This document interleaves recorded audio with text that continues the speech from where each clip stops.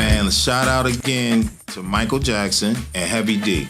There was a video called Jam. We were in the video. No way. Michael was like, I love that song. That's my jam. You see Bubbles, the monkey getting out of limo, dressed better than you. He had more bras than I had. It's a podcast. It's a podcast. Hey. So happy. Hey, what is this? What are we? Are we protesting? The right. Olympics. You know Oh what man, saying? what's happening? What happened? Play Oh man, it's all good. How you feeling? New York Mets, huh? the New York Mets, or as we call them, the New York Mess. This is your boy Kid. We are here at the Funhouse Podcast featuring right. your boys Kid and Play. We got another great show for you, man. Exciting guests, and we want to get right into it, man. You know how we started. Songs? Yeah, we like to start it off with. I gotta represent. You got an old school joint for us? What This you got? is a demanding. I mean, the letters that are coming in from The letters, Oh, this okay. one, right? Pony Express, they back. Okay. Yo, speaking of letters, What letters? A, It's B, called C? the song I'm picking is Letterman by K Solo. Letter. Oh, okay, That's K what's up. Solo. I didn't even mean to do that. It just ended up working Wow, out. man, the way you're it is, so you know what I'm smooth saying? with it. Produced by a friend of ours who has produced some of our joints, some of our controversial joints, Mr. Pete Rock. Pete Rock. Shout out to Pete You Rock. need to check out K Solo's Letterman. This is one of those Chocolate cats Boy when Wonder. you were rappers was almost beginning to get into the fast rapping thing and the whole Right, educated thing. It was real dope. What you got for me? All right, I got a new joint. I'm going light skin with this one. I'm gonna go with Drizzy Drake. Drake, song near and dear to a lot of people's hearts, probably yours too. God's Plan. I always like that song. The video was real dope too. God's Plan, produced by Boy Wonder and Noah. So yeah, like I said, I'm partial to the light skinned rappers today and the young light skinned rappers. So So we're asking you to check these joints out. They're hot and they represent both ends of the spectrum when it comes to classic, or some people call it old school, and then you got the new school, hopefully future classics. What are we looking at? Doing the most or say less? You know what? I'm checking this out. I think this is a doing the most. Okay, I think it's a doing the most. Yeah. Let me peek this. GQ magazine says men in rap should take a lesson from Offset, Lil Nas, and NLE Chopper. And dance more in their live shows. All right, they talking about people need to dance more, be more expressive, and dancing around in their live and shows. look who's bringing it up. Yes, that's me. The writer says it's about time that choreography became mandatory for male artists, rappers included, even if they just get silly with it. We are, as you know, rappers who danced and still dance. Yes.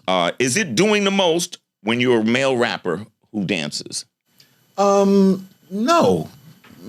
I agree. I don't think so. Why? Aren't you? Your goal is to give people a show, a lively show. I mean, different types of music has its place, but music is usually closely affiliated with dancing. You know what I'm saying? The expression of expression. You know what I'm saying? Whether you're on beat or off beat. You know? Yeah, I mean, you know what I think, whatever your live show should kind of mimic or be representative of who you are, maybe your music. Now, I'm not saying I want to see Rakim or Nas dance. That's you true. know, that might not be appropriate. But, I mean, I think for me, some of these young artists, they're young. They got they're energetic. The songs are energetic. I don't think it would not be a crime to add a little movement, and maybe it's not them, but have some dancers behind you, just a little movement. Well, I'll tell you one thing: who we have in mind, and we're getting ready to bring in here. He's not known for dancing, well, but he like has I said, tracks that has people dancing. right. You know So what I'm just saying it's not for everybody, and a lot of times, like I said, people in terms of trying to bring a live show to the people, they pay hard-earned money, and I'm with it. Let's enjoy this person's music by bringing them in. You ready? I think we're ready. Hey, man. Yo, you gotta get a seatbelt for this, yo. The power Seriously? of the snap. You did not tell me I was like, bruh. Where are you at? Where we bring you in from? My Jimmy. I was down in Miami doing Ladies and private gentlemen, gig. Yo. welcome We're gonna to- get you back safely. We just need to spend some time here right now. Ladies and gentlemen, So- welcome to the Funhouse Podcast. It is Treach, Trigger Treach in the building. You took the words out of my mouth. Trigger Treach. What's happening, What's baby? happening? You're looking Man, blessed by Smelling the best. good, Ducking smelling the red. good. Yeah, I put some smell swells on after I showered. Smell today. swells. There you go. Got the You feel me? full turtleneck. Man, it got Brzezinski. breezy out of here. When I left and to I love Miami, every minute of it. it was Yeah. 70 Well, degrees. when we for like snap 30 you in, we make sure we clothe you too. You know what I'm saying? Yo, Very appropriately. I Right. gotta get his back. You know. No, you can keep it. No. You might look a little silly on the beach with that on, but we got you. I'm not walking down this block naked. Yeah. Well, thank you for joining us, brother. It's a pleasure to have you, and we feel like for our new podcast venture, we couldn't think of anybody better to have come join us. A happier soul. Yeah. Because obviously your talent is well documented, but it goes across a lot of different roles and modes in the entertainment industry. So thank you. We're here to kind of celebrate you and just talk to the folks. And can I get into it? Yeah. By the way, who's that on your shirt there? No. Hey, I couldn't even land with one of those shirts on. Well, we got it. It's the wardrobe. They don't sew that fast. You know what I'm saying? Right. You know what? Your name came up in a deep conversation about artists and skills, rappers and skills. And I hope I articulate this right. It's like sometimes when you're entering in this business, whatever your signature is, your image isn't always like who you like really, really are. It's not like what is bad, but it's like, do people really know how you get down? You know what I'm saying? When it comes time to being a lyricist, so to speak, because you're associated with anthems, a lot of pop stuff, feel good thing, which is great. But Cats was talking about, matter of fact, thank you, Lord. I remember we were hanging out in the green room one time, and it was shared to us, I don't know if you was in the room, where the name Treach comes from in regards to how much you love the Treacherous Three. Yes, and hip-hop. Treach is from? Treacherous Three. Treacherous Three. So Cool Mo D, L.A. Sunshine, Special K. Yes, and I was a little LL. Like when I first started rhyming, but as you know, in hip hop, you can't sound like nobody else, or you'll be a biter. Right. Yes, I remember how bad that was if you was called. Oh, you don't want to get a reputation like that. You'll never get signed. You'll never be accepted. You'll never go anywhere. So my first name, because my real name is Anthony. Right. So everybody called me Tony when I was little. So my name started out as Tiny T Treachery. Okay. You know what I mean? Right. So then it was double T Treachery. Then, it was long after the 80s. It's like you short stuff. So I chopped it down to Treach. But the Treacherous Three was like one of my favorites. And I was Lil LL when I first came out. So when they say, they used to always ask, who's your top 5 MCs? I said, that's the most disrespectful question, I think, in hip hop after 50 years. Mm-hmm. Right. To narrow it down to that. To 5. To 5, right. So you don't even have one for each. You got one for each decade. Right. Like it's so I'm like, if you say my top 50, like 10 from 10, and I still would be missing something. Right. And so often you never even hear of the female MCs. Right. You understand? So you're saying that it's not right to try to distill it to something like that because we have there's different influences. Like you said, you mentioned LL. So many. Yeah. You get I was Slick Rick. I was exactly. Karis One. I was Chuck D. I was Kid and Play with the parties and all that. Like I used to rock. I seen y'all. I seen the new flavor, the new style. New style. Excuse me. High top phase went to braids. You feel me? Yeah. Wow. But we was influenced by hip hop as a whole, and to not name everybody that influenced us, to me, was just disrespectful. Yeah, I agree. I agree. To Play's point, you've been known for these sweeping anthems, and we've all been doing shows together for 25, 30 years, and so but as a lyricist, do you ever feel like you get overlooked? I know.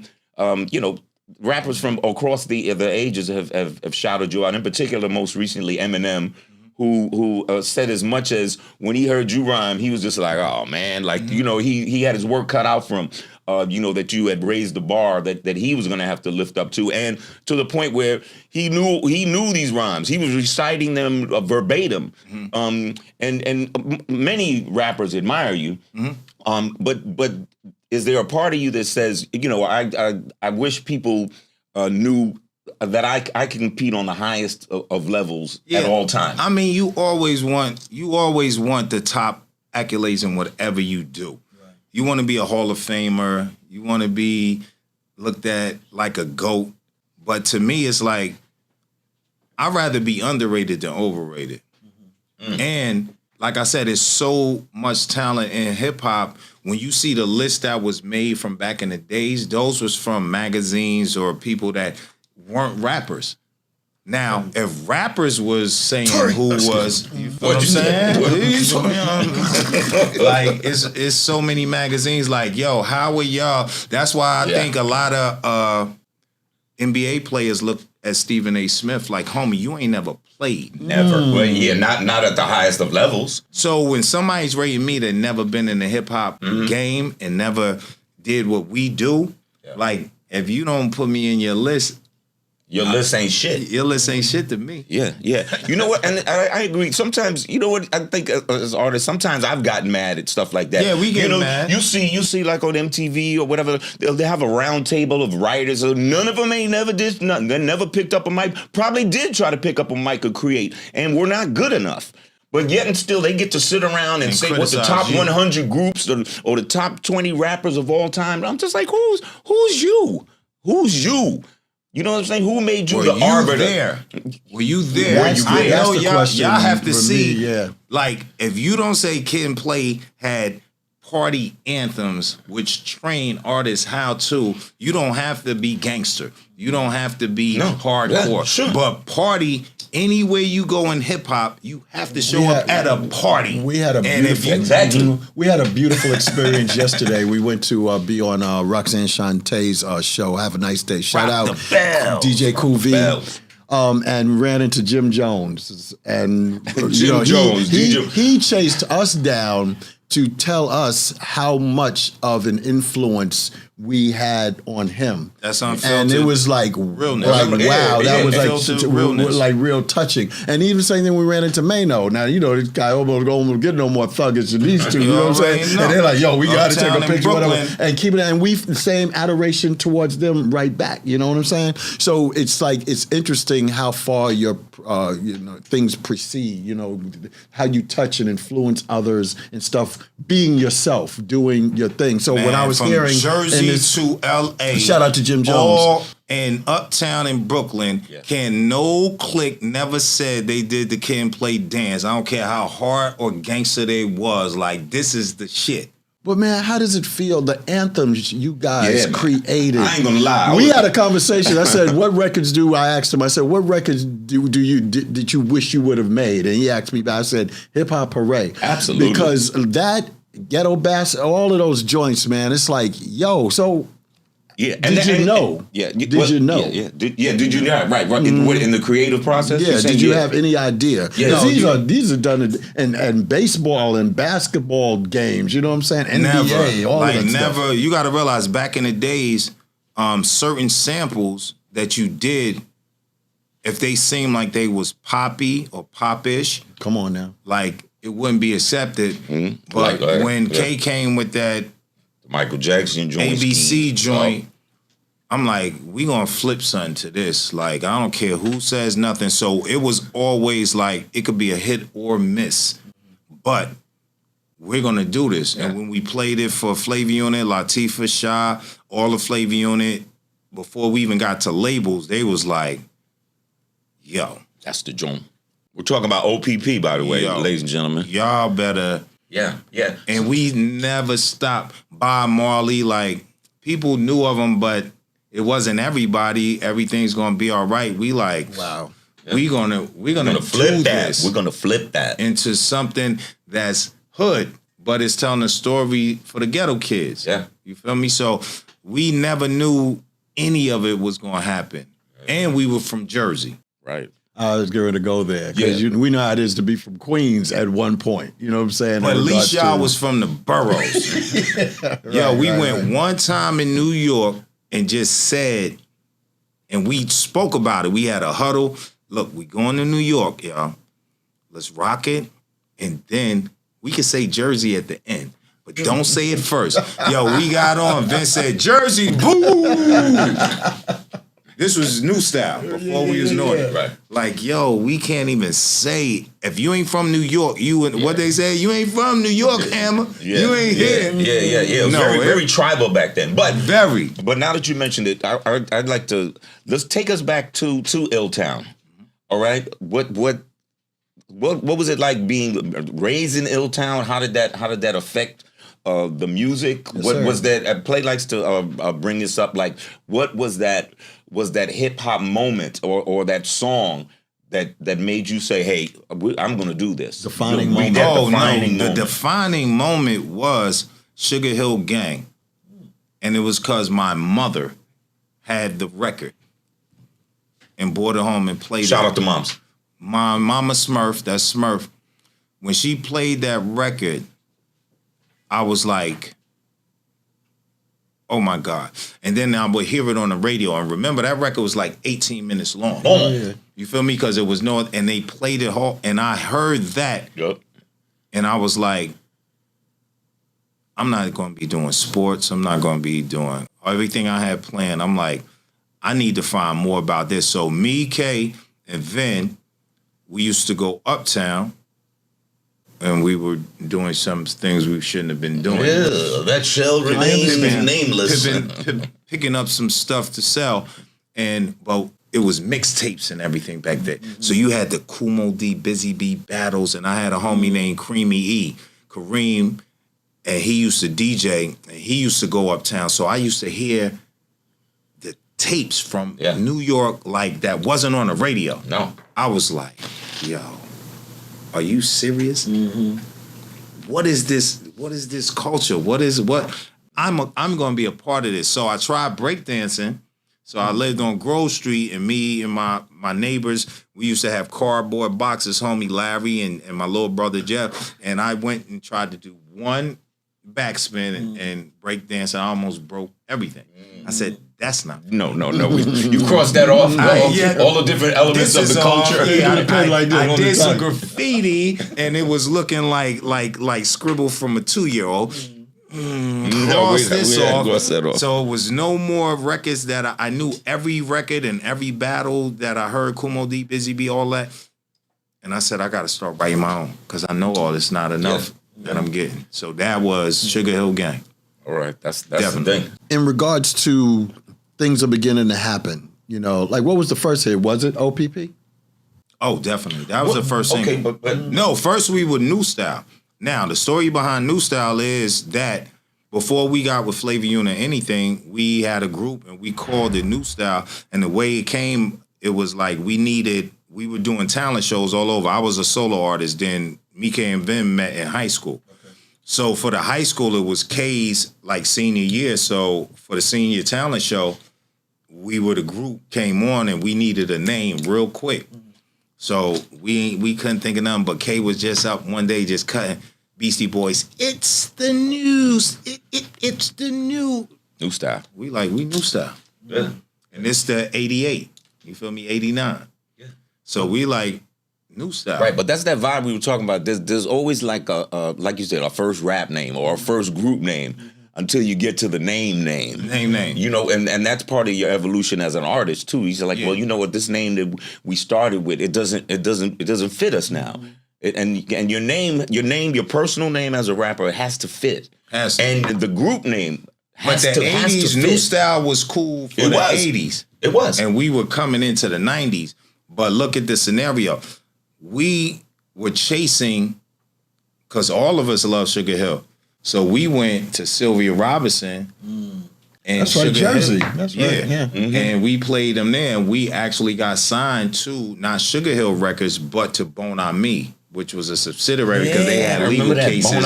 Aren't y'all featured in that documentary? We want our name back, because it gets into the whole thing about Sylvia Robinson and the mansion and everything. And I think I was surprised to see maybe Vinny or somebody was. They may have mentioned our name, but we didn't want the name back because we had a shelf. No. It was about we ain't sell Sugar one Hill. record. No, it was about Sugar Hill. But that's where y'all saw the Hot Top Leads. I remember that covers. No, it was about Sugar Hill and they wanted their name back, but they were talking about some of the artists that were affiliated with with the label and stuff, which was a surprise to me when I saw the thing like that. Shout out to Leland and the family. Yeah. Okay, so how does the connection with Latifah? All right, and Shah they were already together. Shakim. What happened was, I was a solo artist for until high school. I was doing different talent shows all by myself. Mm-hmm. But in high school, shout out for talent shows. Yes, very much so. Raleigh Racket Club 88. I had met Vin in high school first, and he was just a beatbox. So at lunchroom, we used to go down and freestyle, and before it was banging on the tables, the beats. But Vin was a beatbox. So when we came, it was like, boom. So he said, yo, I know this DJ, and we got upcoming talent shows. I want you to meet KG. He down on 18th. I'm like, let's go. So when we came down there, we did that. We had the whole new style deal, all that prior. And then it was like, yo, I know Latifah from these different talent shows. I was telling him, I know Dana. Yeah. He was like, yo, you think I could get up in there? We could get up and get on Flavor Unit? Because now, you know, you got Mark the 45. They start, bubbling, right? They starting to, she's out there rapping my madness, all of that.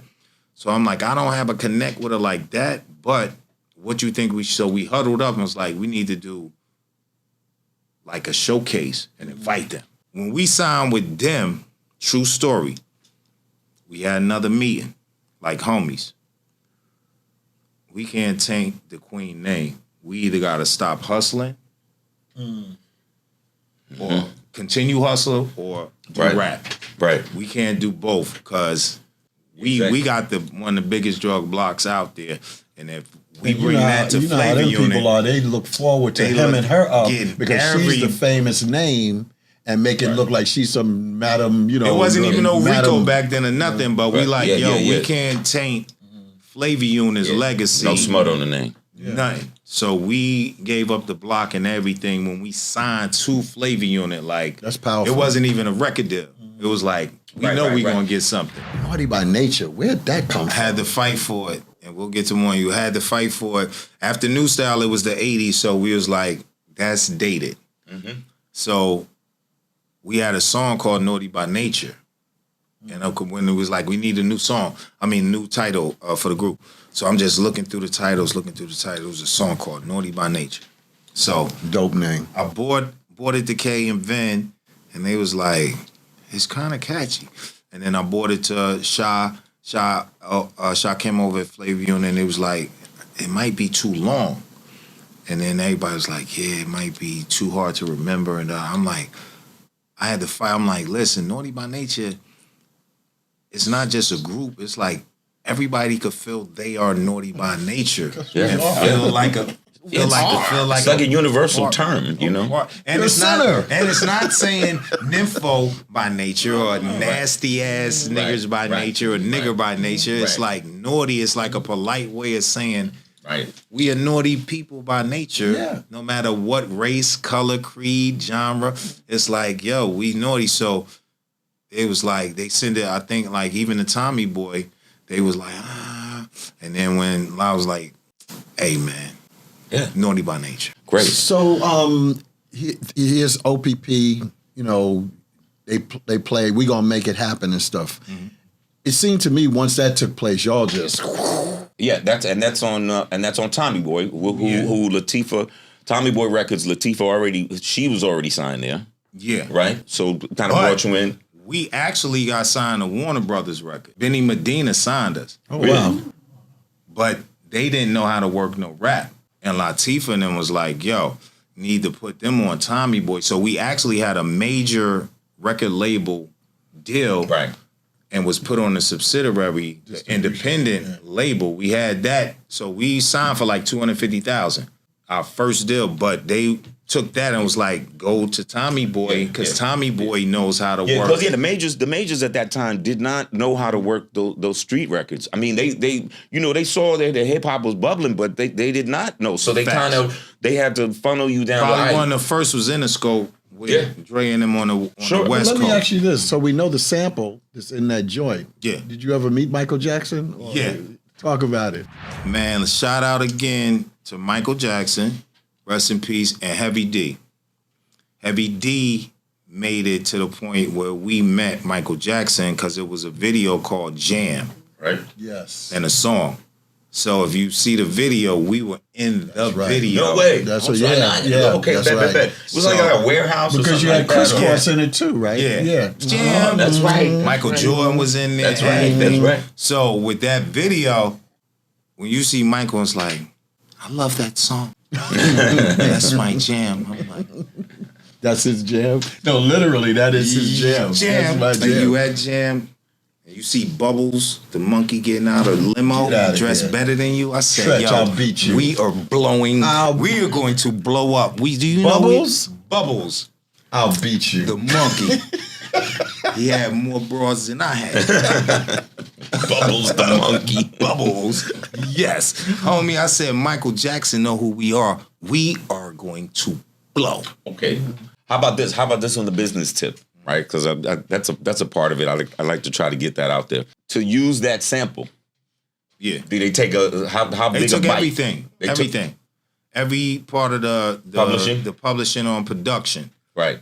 And we was like, but we knew. Trade that off. No. We knew. We was like, we'll trade that off because this record is going to blow. Some records is worth it. Yeah. And we could tour forever off of this. Yeah, not a problem. This is no problem. Right. But we got it back after 30 years. Oh, what? Like, you know. Nice. It was a 30-year, like, y'all willing to give it up for 30 years? Yes. Oh, yeah. Yeah. See, people don't understand, but some portions or samples are worth fighting for. But I think you, to your point, I think you had a feeling like, man, don't even worry about that. We could tour we'll get it. Yeah, we'll get it back. Record sales, and we had writers, you know. Yeah. Because we wrote the songs, but production, we didn't have it. Yeah. And the majority of every record back then was samples. Yeah. So all this is happening. And again, back to my original question. You trigger Treach. How are you feeling about this? Back then, people would be real quick to put people in boxes. So, y'all a crossover. Y'all sold out. To me, what stood out to me about you in particular is like, even though you were on these kind of tracks, there's no denying your style. The street you know what I'm saying? Like this cat everything else will knock out the other cats. You know what I'm saying? Were you okay with that? Very much so, because they will have to see us on the streets and question my street. Well, you walk around with that bat or a chain, and anything. You got a chain, man. Actual chain stuff you put on truck stuff. Yes, you know, not truck jewelry. Yes, actual. And it was not even thought of like, you know, this is something as a weapon. It was like it was for all my homies locked down, a symbol before we even got big money to have real chains, gold, or anything. And it stood out because it's like, this is my way. All my homies just locked down. Like, y'all gonna see I'm a rep for y'all. I heard you loud and clear through all of that. I just recently, I believe, because, you know, we've been celebrating and having a good time with the whole 50th anniversary of everything. Yankee Stadium, or was it at the Rock the Bells that you joined Dana, Queen Latifah on stage, and got together with Vin as well? How was that? Okay, how was that? You know, the Queen calls out certain times and like, listen, I know y'all doing your own business ventures and elsewhere, but you know, for the legacy of Flavor Unit, for Jersey, and for the 50th, would y'all come together and do that? And it was like a no-brainer. It wasn't when the Queen, boom, like for that. Definitely. And I do want to get further into that, but congratulations on your acting skills too. I know you're doing your thing. Thank you. That as well. We're on strike. I can't talk about projects, bro. We can't say. We definitely turned it to Hollywood. So is this a transition, or you can do both? Both, definitely. The first film I was ever in was Juice, and rest in peace, my homie Tupac got me in there. I actually read for the role of Bishop because Latifah was like, look, homie, you're not just going to be doing rap. You have to be a businessman and you have to multimedia. You got the look too. You know what I'm saying? You could be John Shaft if you want to. Shout out to Richard Roundtree, rest in peace. Roundtree, yes. Original OG. You got to put your foot in everything. If everything is not going to happen for you, but if you do 100 things, imagine if 5 come through. You know what I mean? You going to do some things. So I went and read for the role. I ain't know how to read anything. I was terrible. Got out. In the club. But Pac, he went in, read for it, got it, and we were on the road together. I was with Queen Latifah as a roadie. He was with Digital Underground as a roadie. Yep. That's how we met. So when he got the movie, the same. If I would have got one first, he brought me in. So I didn't even have lines in there, and I was with the Puerto Rican gang. They was like, "How are you the only black nigga up in there?" Yeah, but with the I said, "Well, it was uptown. I was Dominican. I was from the Heights." right. Well, like in the I other didn't even have piece a with line. John Limazino, how do you say his last name? John Leguizamo. What was the name of that joint? We had Empire before the series Empire, and the other joint you was in with the girl from the Good Girls. He was a killer, hitman or something. Loving the Bullet. I follow. You follow so much you don't know the name of the movie. Hey, man. Excuse me, do I have to send y'all to y'all neutral corners? This is unacceptable. You know the thing with the guns. Y'all really gonna start this right now? You know what I'm saying? Can't take them nowhere. That's why I take them everywhere. But no, man. So you said we can ask you anything. Mm-hmm. Will there be more with you and the guys, with Vin and Kay? I mean, I'll never say no to anything, at all. I leave everything in God's hands. I have no, malice. Certain times when you work with people, business interferes with what you're doing or your friendships or anything else. It's like if the business part of it could get to an understanding, of course, and what was yesterday's never don't have to be tomorrow's, but it has to be, you always gotta let a wound heal. Oh, amen. You feel me? Mm-hmm. Yeah, I mean, I would say this, maybe not speaking about specifically, but just talk about the dynamics of working within a group. I mean, it's something that Play and I have had to navigate for a long time. And just to try to tell the audience, like, what are those dynamics? What are they like? See, a lot of particularly coming from as far back as y'all was down together. You gotta know, they always say like opposites attract, but it's always like respecting everybody as they own individual. And it's not, my way is not the way for everyone, but you gotta come to the table and feel like how you gonna make it work for everybody. I always say, I don't work under no dictatorships. And I never was, even though I'm the lead rapper, I'm not the lead of the group. If you look at Naughty by Nature, when we was talking about publishing, we didn't make no money off of no producing because it was all paid out to the samples. Mm-hmm. But every song and hit that we made said written by Naughty by Nature, and I wrote every song. Wow. Because when I came out, I'm like, no matter what goes on, we all gonna eat for the rest of our lives off of this writing publishing. Mm-hmm. And I felt down the line I wasn't respected as getting that. So when other business things went out and it was like, well, I'm the businessman behind the whole group. No, nobody is. Mm-hmm. We all come to a huddle. Right. Don't do nothing behind my back. Let me know everything, because everything that went on before that, basically, I'm a team player. Like, let's do it. Don't take away my options. Don't take away my choices. Options, or make me feel like I'm beneath the group, or I'm an employee of the group. Mm-hmm. We all three bosses in here. Mm-hmm. So don't never have me on, well, it's a 2 vote to 1. I'm going to fall back then. Wow. You feel me? We are not doing this like the Capitol and Congress. I think it always comes down to trust. Any groups that ever broke up before we ever came out or wasn't together, like, crushed my heart. Like, I knew them personally. Like Chris Rock says, man, first the Fat Boys break up and now this. You know what I'm saying? It's like that famous line in Boomerang. Together, or you ain't see. And when it was thought like Slick Rick and Dougie Fresh, but then when you see them together, like, it's like your whole soul feels like it's a fan. Like, it's like when I see EPMD back together now. That one hurt me. That hurt a lot of people. Well, I refuse to go out like that. I mean, I see the greats, Cosby and Hope and Martin and Lewis and stuff. And when it comes to Kid and Play, I'm like, we ain't going out like that. Wait. Did you say Hope and Cosby? No, I said Hope and Crosby. That's what you meant to say. Well, I should have said Portier and Cosby. Over. Did you ever see me in celebrity boxing? Ref Treach? Go to your neutral corners. Celebrity boxing. Remember Jersey? Yeah, celebrity boxing. Listen, we know how close you were with Pop. How did you feel about the recent arrests that just took place in regards to Keefe D? I just feel like in the world we in with us as hip hop artists, they were not investigated past if ain't nobody coming with information, Y'all are anti-police, y'all this, that, and the other, and this, that, and the third. Whatever's went on, it's like they found out from someone talking, putting their own self in it. Yep.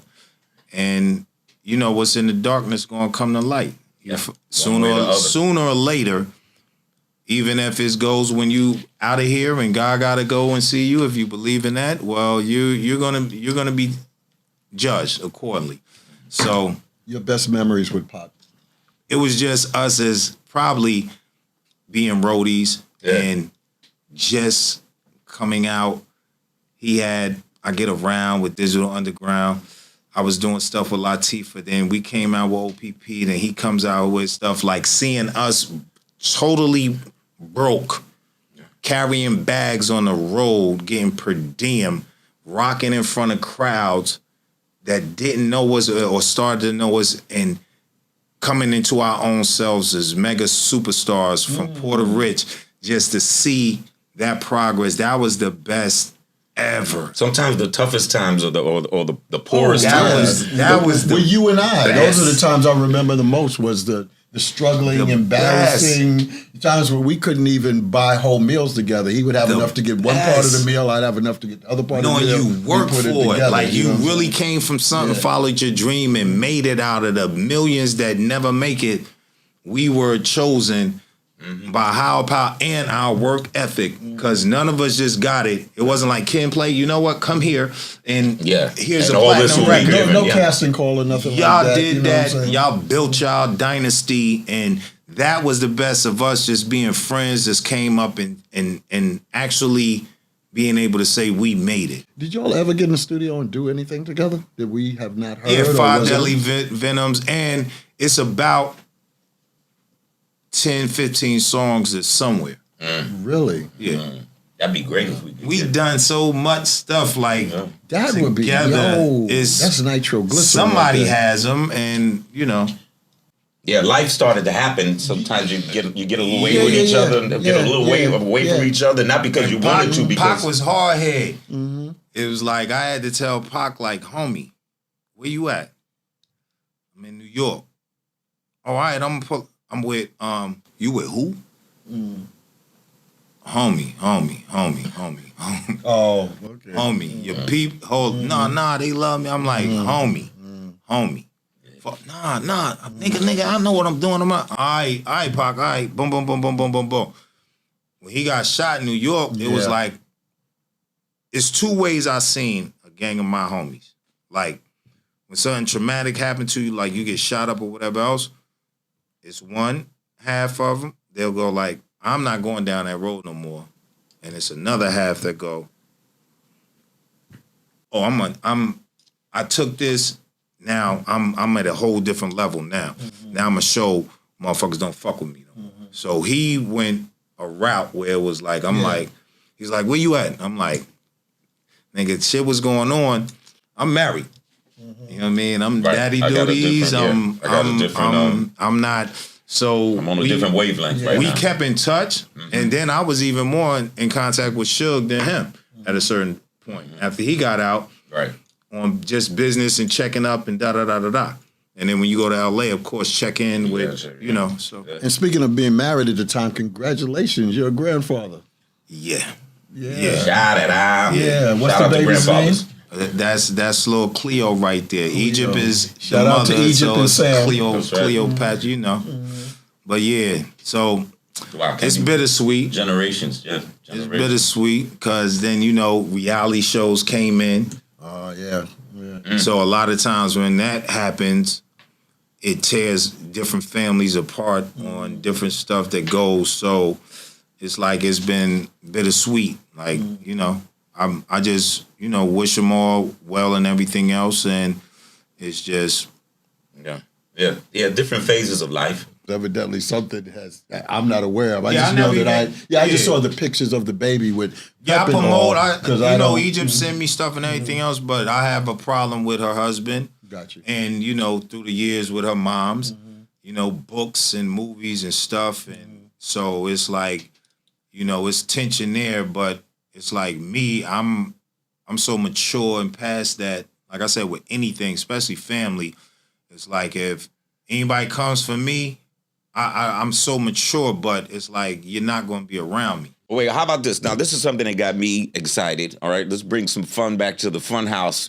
No, word on the street. Word on the street. Yes, sir. Talk Word about on the it. street is there's new solo music afoot from one Treachery. Streets are talking. Streets are talking. And now, is that something that that you're excited about? Matter of fact, Is it true? Capri said y'all supposed to be doing something. You and Ice-T. Yeah. It's amazing. Without divulge as much as you can. First off, like I've never ever done a solo album. Wow. You feel me? Not even one in the vault. It just never. No. The vault has been packed, but Released. What I'm doing now is so exciting. I got a homie from Jersey named Jay Wex. We got this Legends Allegiance, and it's like 20 different groups. We got a single like KRS-One. It's a .x, Free Paper Burn. So on Apple now, on streaming services. Like just projects, what I was doing, like, because I always created. One thing, it was like with Naughty, we were so hot after an album, we would go 2, 3, 4 years without putting out an album. Now, we know consistency is everything. Oh, yeah. So if you ain't on them, so many artists comes through the years, so it take the shine off of you. So me and Ice it's crazy because this strike is going with acting, so he's not on Law and Order. Latifah got Equalizer, she's not on there. Yeah, everybody. So me and Ice, we got like about 20-something songs right now that we just did on this break of all of us not acting. Right. So see how sometimes that works out, man. You get shut down in this particular area. And this opens, and because the universe says, you know what, this is an opportunity for you to do something else. To get back other to things for you. And this is your first love. The music was what got us to all these other different places that we were able to go to. Now you That's thought the girl you was we an came. actor, Treach. Yeah. Let me shut this off because I got something else planned for you. Remember the with girl the you came music. to the dance with? You need to go back and check her. Say it again, Treach. Music wise, I got a few songs that's written for some real big artists out there, and that door is just open with me clearing my head from not doing the New Jack City thing, which will come back. You know, it's looking like New Jack City to play will come back. But the movie side, I had movies lined up, and then it like the strike came, and it was like, yo, as soon as I never was an A-list actor. You know, I was on the other letters. Yeah. But it was looking like it's coming, but I never said like, yo, man, why is them doors closing? Them doors closed and the hip-hop door open. Just how happened to be the 50th year anniversary. We done how many shows and so many different connects and bow, and it just brought that light on it. So it's like the music thing, they really seeing like these artists are artists. In hip-hop, in rock and roll and country, they don't say old school or new school. They say these are our best. So now with the 50th, it showed like people's looking like, damn. And then you got Rock the Bells, satellite radio, worldwide of playing hip hop. Yep. Our era, it's like it just opened up the whole. And also too, I think more so with some of the television tributes. It's hard. You know, when the Grammys did it, I'm sure they tried their best. I think LL and Questlove tried to curate that. The BET You're not Awards, getting everybody for 2 or 3 hours. Yeah. 2 or 3 hours. And then 50 years worth for artists. Yeah. And then what was the Cassidy joint? I'm sure there were some people that said, well, why wasn't such and such? We were talking the other day about Hammer and how y'all gonna act like this man didn't exist? Tone low. Like certain artists that I'm still doing 90s runs with. But I don't even feel like Heavy gets the notification that he should get. You know, Heavy D. And when we got our Grammy, we couldn't even go on stage and accept it. Bang. You feel me? Yeah. Class of 88. But the era that grew up on hip hop, their kids, the ones, the execs that they running things now. Yeah. The promoters that's doing shows, like it's a 50th year anniversary, but it's not going to stop because they see. Sure, and the kids that grow up today, and they love the culture. The kids that grow up today, they've never not known a world with hip hop. Exactly. It never, you know what I mean? We're old enough to be like, we had 1 foot out, 1 foot in. You know what I mean? I can tell you, we grew up at a time when hip hop did not exist at all. That doesn't exist when it wasn't anymore. even called hip hop. It didn't even have a name. Yeah, so I mean, it's a different world. But in the preparation for this the solo album that you've been waiting your whole life to make and put it together as one. I know you said you got joints with Ice-T, you got joints with Latifah. How about maybe some new artists that you seen on the rise? Are there any established artists that you would love to collabo with, or would you like to get some new people that you'd like to bring them unknown that you would like to bring out? That as well, unknown, new of course, but you gotta realize a lot of the young artists in hip hop, they just want young artists in hip hop. We will collab with any and all. Right. Some would think that from a business point of view, they think that's like a desperate move. It's not marketable. No, they think it's a desperate move. This person wants a young person on there to bring more hits, more views, more attention, instead of it, be suspicious of that act, which is unfortunate. Yes. You know How many collabs and I was just with the homie last night, Love Nas, like new artists like, he is not relevant now, or like. Oh, yeah. And that's bugs me now, out, He's been one of the most consistent, no matter what, the era is, to still put out music. But if these artists is going to say something about Nas, so it's not like we don't fuck with them. It's like it's like respect your elders type thing. That's true. You feel me? Mm-hmm. Well, that's the culture. That's the crazy thing in hip hop. Not like in rock and roll and other genres, the ageism thing. And we didn't have that because y'all and everybody came before us. We like, y'all, how many times y'all see me? I'm like, we embarrass Melly. We embarrass Melly Mel whenever we're around him. You know what I'm saying? Yeah, I mean, real always recognize real. Talent always recognizes talent, and there was always somebody that came before you that inspired you. Every era has had that. After all these years, in terms of your relationship to hip hop, with hip hop, is there still a fire there? Are you still excited about it? I wouldn't be doing new music or anything. I'll be like, I'm an actor now. Right. That chapter's over. I wouldn't be doing none of the 50 runs and all that. Y'all would never see us. How many shows do we do? Good Morning America. Yeah. Who think we'd be on Good Morning America together with Rakim and are you serious? I put up a picture of us all laughing. And it got so many hits, but I put in the thing with it, I said, there was a time where there was such a competitiveness. Oh, well, nobody even talk to each other. We might say what's up and maybe get an answer from each other. What's up? But nobody ever answered the question. But in that picture, someone's I'm talking and everybody's cracking up. So I don't know if, he tell a joke or whatever, but we're all cracking up. And everybody sees that picture. They've never seen Rakim like that. Ever. You know what I'm saying? Like laughing. Smile. He ain't no Even joke. The viral thing you just put up where you were that's backstage in the hallway with Pepper, and he comes by and mentions the Turnout Brothers and Wine Dance. But it struck me seeing this picture, like, wow, it's no need for each one of us to have separate dressing rooms because we'll all share the same dressing room and share with each other. Everybody watching everybody's shows. We competitive, but we like, hold on. We here and they rocking. We gotta make sure our shit stay tight. It meant everything when Brand Nubian said to me or us one time. We had a show in New Rochelle, and it's like, all I know is if you guys don't do last night, we gonna be upset. And I'm like, I didn't even know you knew. We're like curating each other's shows. You know what I'm saying? Are you serious, yo? That's love. That's the love. That is the love. We have a segment that we call Good Morning Hip Hop, as in MOURNING, where we kind of, not kind of, but we like to pay tribute to some of the hip hop brethren that are no longer here. Obviously, you had a very deep relationship with Tupac. We talked about 45 King. I know, we're all, and guess what? We're all kind of tangentially, that's the word of the day. I was going to say, let's not let that go by too fast. Yeah, but I'm saying we're all connected. You can call it Good Morning You Till I Join You. Let's go for it.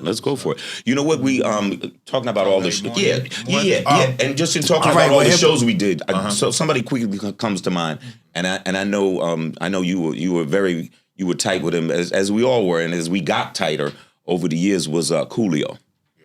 Coolio, just describe a remembrance about Coolio, who's one of the most unique artists we ever had, and I know we really enjoyed our time. And just to start with the Mourn You segment, it's like when Scholar Rock died, and when it's like with hip hop, you don't even know an artist. If you don't know him, you feel that pain because it's like we in the same sorority. Mm-hmm. You feel me? Now with Coolio was also on Tommy Boy. That's right. That's right. So we met each other on the road and everything else, and it was like we just on the road. So we a team no matter what. So one thing that comes up, me and Pac had got into this situation in a fight in L.A. I mean, you real big story, gangbangers like that was out there, and they basically green lit us. Like when we see them, it's on site. Yeah. So long story short, I had to meet up in Cali rules. You got to meet up and have a sit down, or that green light is never going to go off.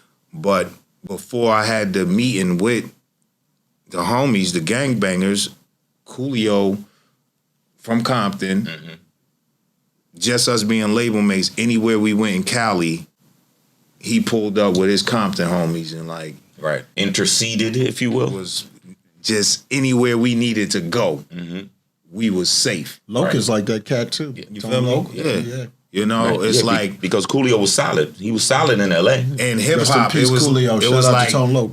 Like hip hop brought so many different. Remember, East Coast, West Coast. Me and Pac was laughing like, homie, they can't think it's the East Coast, West Coast. We had an interview. It was like, what about that East Coast, West Coast? Well, I'm like, fuck you, Pac. He like, fuck you, Treach. We laugh like what? What are you talking about? No, it's artists that's battling and banging and boom, and that's it. In hip hop, anybody passes away, it's like a part of the brotherhood, sisterhood. Yeah. You really be like, yo. Especially with Heavy, especially with them all, even with Whitney and Michael and Prince, it's the end of an era. And we sampled all of them, and we, Whitney was from East Orange, so that's right. You know, even if you ain't know them through the musical field, but hip hop has just been so much of a like. Every 5 years you're here for 50 years, it ain't gonna be here in 5 years. I mean, I think that's something that that we all share. And I have to mention before we cut it off on the Mourn You segment, one of my biggest regrets that I'm gonna have to live with is that I love Big, and I never had a chance to get him and Pac. Wow. Yeah. To let the world know it wasn't that serious. Yeah. You feel me? Yeah. You think you have time? There'll be time. Really, like I was in Big videos. Pac. I was on tour with Big and Bad Boy when Pac was on death row.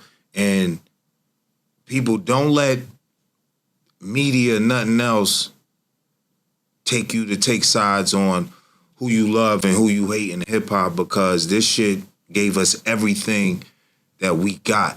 It took us off the streets. If it wasn't for hip hop, it's like it'll be anarchy.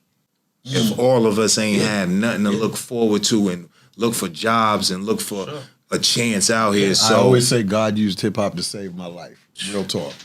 Real like talk. That.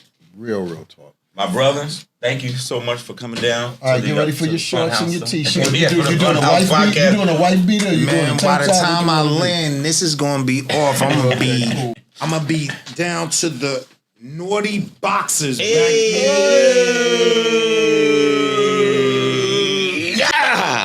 Wow. That was dope. That seriously was dope. It was dope. And I'm looking forward to what the streets will have to say about it. Oh my God, these damn streets. Okay. Can we muzzle the streets sometimes? No, we need the streets. Hey, big shout out to our guest. That's right. Treach. We wish him all the best.